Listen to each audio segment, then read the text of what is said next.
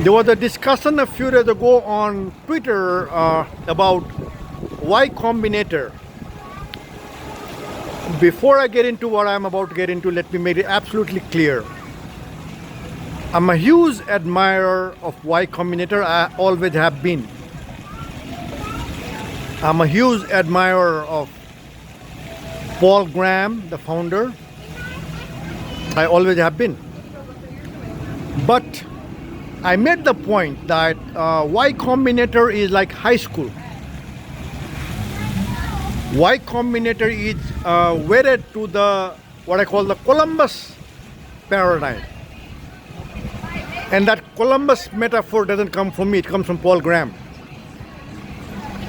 The point I'm making is where we stand today in terms of technology, much bigger things have become possible. You can solve much bigger problems today than was possible 20 years ago. When Instagram showed up, it was this cutting edge app. But today a high school student could build that over a weekend. The tech part, not the network. Network would take time. They might not be able to even build that network of people, but the technology, a high school student could build that over a weekend, right? Much bigger things have become possible. And it's not just AI and agentic AI, it's at least 15 different technologies, each of which individually could be as big, if not bigger, than the internet itself.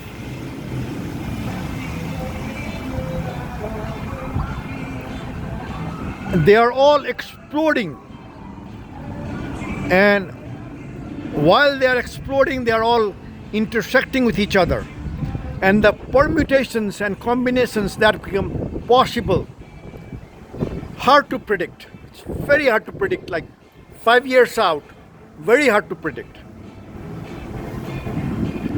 In fact, there is so much going on, like the method I have suggested to investors is in this tech environment where you have so many technologies like exploding and intersecting with each other. How do you find the entrepreneurs to bet on? You can't master the technology, there's too much going on. So how do you find them?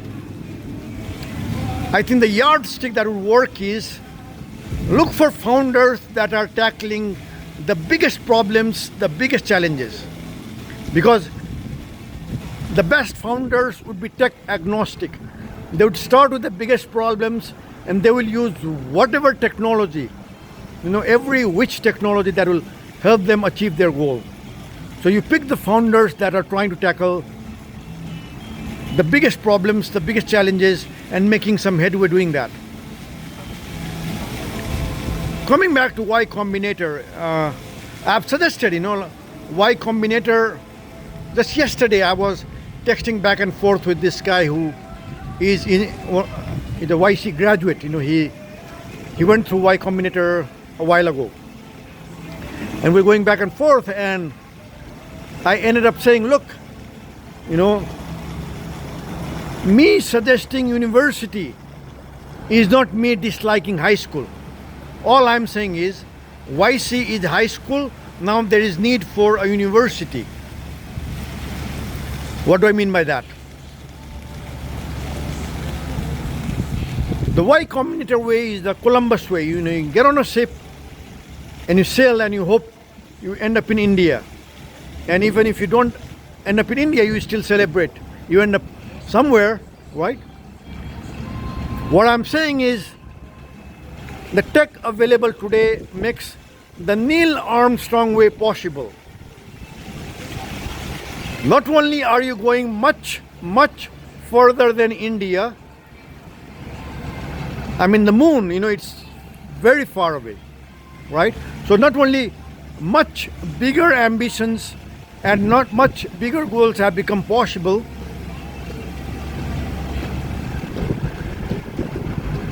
Just like Neil Armstrong going to the moon, the rocket goes to the moon, Neil Armstrong goes to the moon, but there's a command center in Houston. And so, like you could have a global company, with operations 10,000 miles away, but you still want the command center in some place like San Francisco because you want that DNA, that tech startup DNA at the core of your company. You can still have the command center in San Francisco. Why? Because the DNA is so valuable. And you need a super detailed roadmap. The Apollo mission, like they had a minute-to-minute roadmap. Well, because it was possible to have that minute-to-minute roadmap. With a tech startup, you want to have as detailed a roadmap as possible. You want to have a clear goal, right? Say $1 trillion valuation.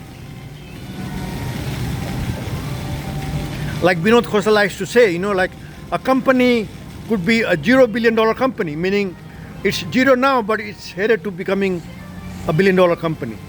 Well, a company could be a $0 trillion company.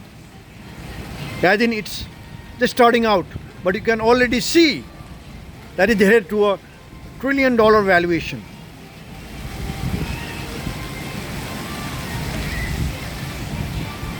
And so you want as detailed a roadmap as possible. The caveat being, you want to update that roadmap at least once a year or whenever the market shifts substantially. And when I say market, I don't just mean like market demand and customers. I also mean the technologies. Well, if something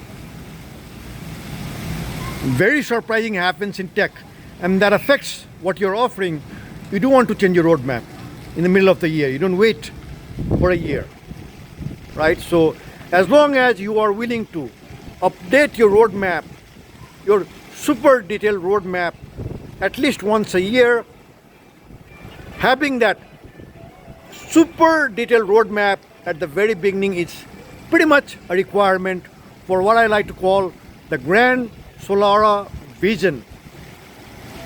As in a vision that thinks of a startup as a future $1 trillion company. I think in 10 years there'll be as many Solaras as there are unicorns today. At least 1,000. And that's not a statement on me or my ability to see, but it's a statement on what's happening in technology right now. Look around. There's so much going on, right? At least 15 different technologies, all exploding, growing exponentially, and all of them intersecting with each other. That is happening today, and based on that happening today, I'm projecting that in 10 years we'll see as many $1 trillion companies that we see $1 billion companies today.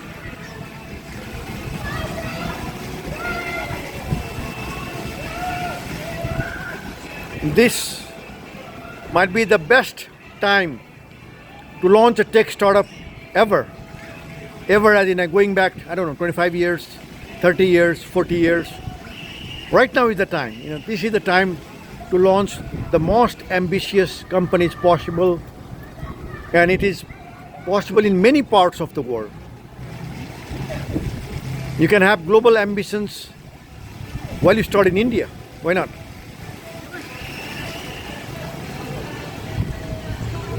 So, I said, Y Combinator is high school. There is need for a university. Y Combinator does the Columbus way. Now it's time to do the Neil Armstrong way. When Y Combinator launched, unicorn was the ultimate. And even now, there's only a minority of YC graduates that end up there at the $1 billion valuation. But now I'm saying companies should shoot for $1 trillion.